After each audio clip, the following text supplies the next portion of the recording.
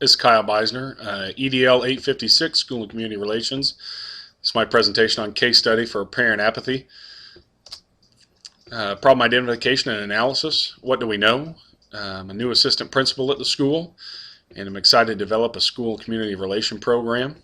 The current school has limited to no contact or involvement with parents and community. There's no PTA or PTO, and in the past we have had parent groups involved in the school. We also know that the current principal has given little encouragement to the idea. His position is everything is fine and the parents are better left off alone. He expresses a lack of enthusiasm from his efforts early in his career when he encountered parent apathy, and the principal feels he can sense the pulse of community from some limited interactions and phone calls. His sense was that people don't want to be involved. The principal has finally agreed to hold a meeting gauging parental interest and made it clear he would not approve a PTA or PTO, only an advisory group. The only announcement we sent home was on a Friday afternoon with the expectation that students would deliver this to their parents, and the meeting attendance was very low, only 18 attendees. What do we need to know? Is there an interest for involvement from parents in our community? To what level do they want to be involved? Is the administration willing to support efforts to get parents and community involved? And is the administration going to support efforts to improve school community relations and communications? Based on those, we identify the problem that there is a lack of school and community relations right now at our elementary school. Parents are left uninvolved and apathetic toward the school, and leaves you wondering, is the parent apathy a product of a distance between school and community that has grown during the current administration? The current administration believes there is no problem and is reluctant to open channels to the public. Based on that, our plan of action came up with 4 points for our plan of action. We're going to continue with the scheduled parent meeting despite its low attendance. Canceling the meeting would only further distance ourselves from the community, as the attendees would take that back to the community. Then we're going to revisit mistakes made in our first attempt to reconnect with parents. Next, we're going to investigate new ways to connect with parents in the community. And finally, we're going to schedule a follow-up meeting with encouragement for new attendees. Strategies for this implementation. Holding the first meeting despite low attendance. We've already got some parents that want to be involved, so why push them further away? We want to stress the importance that parents and community play, the role they play in education. We want to help them understand that we do want them to be involved. We want to ask them to form a committee to work alongside the school in efforts to better communication between the school and community. And we want to encourage them to spread the word that the school is wanting to provide opportunities for more involvement. As you can see from each one of those points, really stressing the importance of parents being involved in the school. Next, when we want to revisit mistakes made in our first attempt to reconnect with the parents, we want to analyze reasons for the low attendance at the first meeting. Obviously, the first thing we can look at is the communication we sent out. We only had a one channel of communication, and that was a channel that oftentimes is unsuccessful. Next, we want to form a committee of faculty and staff members. This is almost going to be our new PR committee, with emphasis on improving our public relations. We want to help formulate ideas for ways to connect with parents in the community to get our message out. We want to work with the parent committee that we formed at our first meeting, and we want this committee to be a group interested in helping with the overall idea of improving school community relations. And finally, we want to utilize committee ideas on how to increase attendance at our next meeting. Investigating new ways to connect with parents and community. First, again, we need to understand that the letter home was not a sufficient way to get the word out for our first meeting. Next, we need to use newly formed PR committees to investigate new ways to connect with the public. A lot of things we've learned in this class could be great ways to get messages out to public. We, again, have to understand that a one-way channel or one channel itself isn't enough. Then I do think we need to survey the public to see what technologies could be used to benefit us in reaching them. A survey could be handed out at an athletic event, soup supper, a school play, music program, anything that has high attendance in the district, and obviously more than just one event would be used to survey our public. Finally, we need to obviously take the data from the survey and put new technologies into practice in an effort to communicate with our parents and community better. And finally, we want to schedule a follow-up meeting with encouragement for new attendees. Again, using the results from our technology and communication survey to reach all patrons of our district. We want to encourage our newly formed committees to attend, obviously the first attendees from the meeting, but also our faculty and staff committee to attend, just again to show the willingness and acceptance of the school district.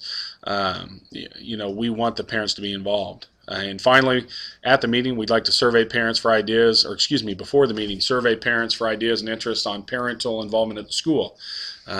Along with our communications survey, we'd like to survey parent interest in being involved through dance chaperones, school sponsors, and other volunteer opportunities at the school. We resolving the issue based on success of all students. We ask ourselves what is best for the students, and I believe that parental involvement is best for all students. Stressing the importance of education through parental involvement. The more the parents know about the school and the way the school functions and the purpose of the school, the more likely they are to support the school in its efforts. And any support we can get from parents is going to go a long way, obviously, in promoting the success of our students. I believe it also alleviates extracurricular responsibilities for teachers. As we all know, in these tough financial times, we're asked to wear many different hats. And I sometimes think the more hats we wear, the further we get away from, obviously, the focus of a teacher is curriculum and education. So I think anytime parents are able to volunteer and help take some of that load off, it's a great thing for teachers, education, and in the district and school as a whole. Using data and facts from the case, we're going to use the data compiled in our survey to better serve our students. Better communication with parents leads to better understanding of school functioning, which will promote student success. And I believe the fact is that a parent or parents that are involved in the school can only help but promote the success of their students in the school. And we are going to try and further support this by compiling data of those students whose parents are involved versus students who have parents that are not involved. What was I thinking and feeling and valuing as I responded to this problem? I was thinking first how difficult it can be for a school to function when administration doesn't embrace school-community relations. When there's a separation between school and community, I think it makes it very difficult for the school to accomplish its goals and to help, obviously, the public understand what it's trying to do and what successes it's bringing to the public. I feel like as a new administrator, it can be frustrating when things don't go the way you want. I know as a new administrator next year, I'm excited to have the opportunity to make a lot of change. But at the same time, I know change can take time. Patience is going to be very important. The old sayings, Rome wasn't built in a day and stuff like that. It's definitely going to be something that's going to take time. I was thinking that the first attempt at communication with the parents was very poorly executed. The letter home rarely works. I fell into that trap as a first-year basketball coach, thinking if I sent letters home with the kids, whether it be holiday practices or tournament schedules, that the kids would obviously take those home. And I found out quickly that was not the case. And so as a basketball coach, I had to come up with some different communication channels for our parents to get messages out that they needed to know. Issues that are still unresolved are open to further investigation. I think one thing we don't know yet is, can we change the mind of current administration and get him to embrace the importance of school and community relations? Obviously, the current administration's stance is well documented and I think is the way it is because of some of the things he's run into, but can we change his mind and show him the benefits that a solid PR campaign can bring to the school? And I also don't know that we know yet if the community will respond to our new public relations attempts. It seems to be there's been a distance, between the school and community that's been built, and a lot of times that'll take a while to break down. So we need to yet see how that will work out. Looking at Standard 4, Component 1, collaborating with families and community members in order to contribute to the school's success. We first did that by holding the parent meeting despite its lackluster attendance. Again, I think canceling that meeting would have only further driven the community and school apart. By surveying the community to find out what technologies we could use to better connect with them.